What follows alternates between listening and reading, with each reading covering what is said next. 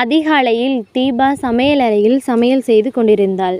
Karthik TV பார்த்து கொண்டிருந்தார். தீபா தீபா உள்ளே என்ன பண்ணுற, ஒரு காஃபி போட்டு தர முடியுமா அப்படின்னு சொல்லி கேட்குறான். அதுக்கு தீபா என்ன சொல்கிறான், கொண்டு வந்து தர்றேங்க அப்படின்னு சொல்லிட்டு காஃபி போட்டு கொண்டு வந்து டேபிளில் வச்சுட்டு அவள் வேலையை பார்க்க ஆரம்பிச்சிட்டான். கார்த்திக் என்ன பண்ணுறான் அப்படின்னா அந்த காஃபியை எடுத்து குடிக்கிறான். காஃபி கொஞ்சம் கசப்பாக இருக்கே அப்படின்னு சொல்லி அவன் சொல்கிறான். அதுக்கு அவன் சொல்கிறான், நேற்று ராத்திரி நீ பேசினதுனால தான் என் மனசும் கசக்குது, அதனால காஃபி கூட கசப்பாக தான் இருக்கும், அதுதான் இருக்குது குடிங்க அப்படின்னு சொல்லிட்டு உள்ள சமையலறையிலேருந்து பதில் வருது. அதுக்கு அவன் சொல்கிறான், நீ சொல்கிறதெல்லாம் சரிதான், ஆனால் எனக்காக கொஞ்சம் மனசு வைக்கலாம் இல்லையா அப்படின்னு சொல்லி கார்த்திக் சொல்கிறான். உனக்காக நான் சமைக்கிறேன்னு கூட உனக்கெல்லாம் தெரியுதா அப்படின்னு சொல்லி அவன் நக்கலாக பதில் சொல்கிறான்.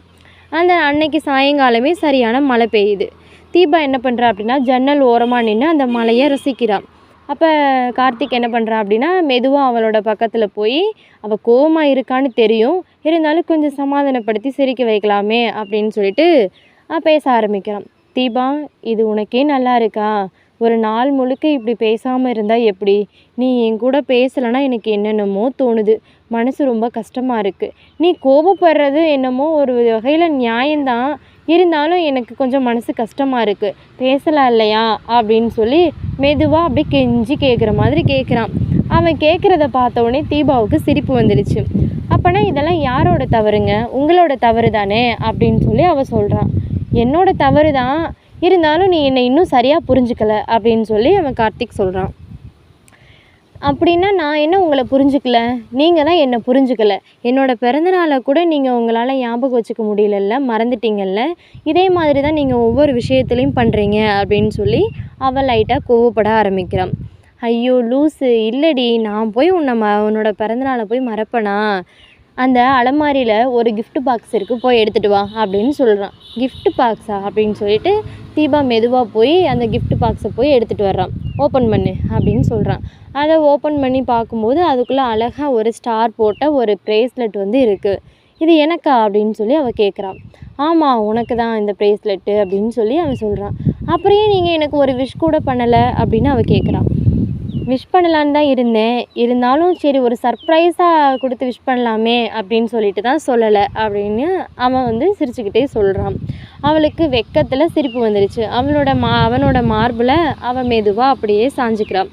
சில சமயங்களில் வந்து பேசாமலே வந்து நம்ம சண்டை நடந்துகிட்டே இருக்கும்.